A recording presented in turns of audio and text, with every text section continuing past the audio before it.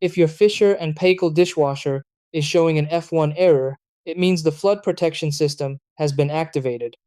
In simple terms, the unit has detected water in the bottom base pan where it shouldn't be, so it shuts down automatically to prevent damage.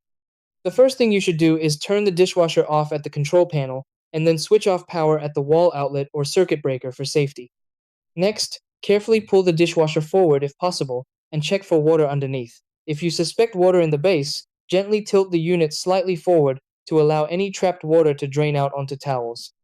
Once dried, inspect common leak points like the door seal, inlet hose, drain hose, spray arms, and detergent area. Even excess soap suds or a minor leak can trigger the sensor. Remove and clean the bottom filters and check that spray arms aren't clogged, since drainage issues can also cause overflow. After everything is dry and inspected, restore power and run a short test cycle. If the error returns quickly, there may be a faulty hose, valve, or flood sensor that requires professional repair.